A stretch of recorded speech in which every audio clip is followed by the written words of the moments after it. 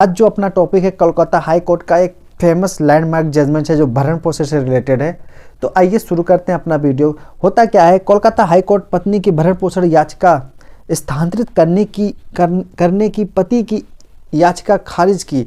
कहा पति का इरादा केवल पत्नी को परेशान करना है। तो इसमें होता क्या है, जिसमें उसने वर्धमान स्थित फैमिली कोर्ट में पत्नी की ओर से दायर धारा 125 सीआरपीसी की कार्रवाई को ट्रांसफ़र करने की मांग की थी। पत्नी ने पति से मुआवजे की रकम मांगी थी। जस्टिस संपा दत्त पॉल की पीठ फैसले में कहा कि पति की यह प्रार्थना है कि मामले को वर्धमान अदालत को छोड़कर किसी भी अदालत में स्थानांतरित किया जा सकता है। यह प्रदर्शित करता है कि उसका एकमात्र इरादा पत्नी को परेशान करना था। मामला पुनरीक्षणवादी याचिकाकर्ता का यह मामला था कि पति और पत्नी दोनों ने फरवरी 2010 में मुस्लिम रीति रिवाज के अनुसार शादी कर ली और हैदराबाद में रहने लगे। विवाह के समय उसकी पत्नी छोटी छोटी बातों पर झगड़ा करने लगी और इस बात पर असंतोष जताने लगी। याचिकाकर्ता उसकी उम्मीदों पर खरा नहीं उतरा रहा, जबकि पति का आरोप था कि पत्नी उससे छोड़कर चली गई और काफ़ी कोशिशों के बावजूद वह वापस नहीं आई। इसके बाद अचानक उसे एक नोटिस मिला कि पत्नी ने न्यायिक मजिस्ट्रेट वर्धमान की अदालत में सीआरपीसी की धारा 125 के तहत भरण पोषण की प्रार्थना करते हुए एक आवेदन दायर किया है। याचिकाकर्ता ने मजिस्ट्रेट के समक्ष एक आवेदन दायर की आपत्ति जताई कि पत्नी की याचिका सुनवाई योग्य नहीं है। हालांकि मजिस्ट्रेट ने दिसंबर 2018 में पति के आवेदन को सुनवाई योग्य नहीं माना और खारिज कर दिया। मजिस्ट्रेट के आदेश के खिलाफ पति हाई कोर्ट का रुख किया और दलील दी कि उनकी पत्नी कोलकाता में रह रही हैं, लेकिन केवल उन्हें परेशान करने के लिए उन्होंने वर्धमान में अदालत के समक्ष सेक्शन 125 सीआरपीसी की याचिका दायर की है। उसने प्रस्तुत किया कि पत्नी विपरीत पक्ष ने उसके खिलाफ कोलकाता में आईपीसी की धारा 498A के तहत एक आपराधिक मामला दर्ज किया है। याचिकाकर्ता को परेशान करने के लिए सीआरपीसी की धारा 125 के तहत वर्धमान कोर्ट के समक्ष आवेदन दायर किया गया था।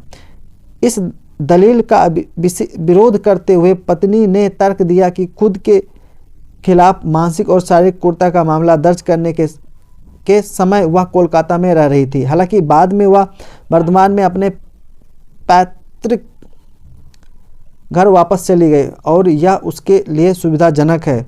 वहां से वह सीआरपीसी की धारा 125 के तहत उसके मामले को आगे बढ़ाए।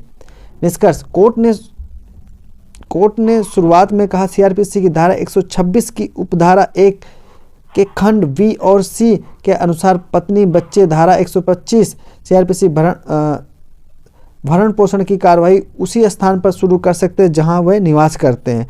कोर्ट ने भरण पोषण की मांग करने वाली माता पिता के इस तरह का लाभ उपलब्ध नहीं है। इसके अलावा विजय कुमार प्रसाद बनाम बिहार राज्य अन्य में 2004 के मामले में सुप्रीम कोर्ट ने आदेश पर भरोसा किया, जिसमें सुप्रीम कोर्ट ने रखरखाव के कार्रवाई के स्थान पर विस्तार किया ताकि उस स्थान को बदलना जा सके जहां पत्नी आवेदन की तिथि पर रह रही हो। इसे देखते हुए मामले को तथ्यों को ध्यान में रखते हुए अदालत ने कहा कि पत्नी ने वर्धमान कोर्ट के समक्ष अपना आवेदन दायर करने का विकल्प चुना था। समर्थन में अपना वोटर आईडी कार्ड भी दाखिल किया, जो कि प्रथम दृष्टया साबित करता है कि वह मूल रूप से वर्धमान की निवासी है और अब वह वहीं रह रही है।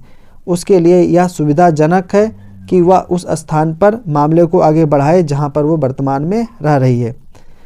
नतीजन अदालत ने पति की पुनरीक्षण याचिका को खारिज कर दिया और न्यायिक मजिस्ट्रेट वर्धमान के आदेश को बरकरार रखा। केस काफ़ी इंटरेस्टिंग है और ये मेंटेनेंस से रिलेटेड है, भरण पोषण से रिलेटेड है, तो ये काफ़ी लैंडमार्क जजमेंट साबित हो सकता है। तो जो इस सब्जेक्ट से रिलेटेड लोग हैं तो इन चीज़ों को आप ध्यान में रख सकते हैं और फ़ायदा उठा सकते हैं।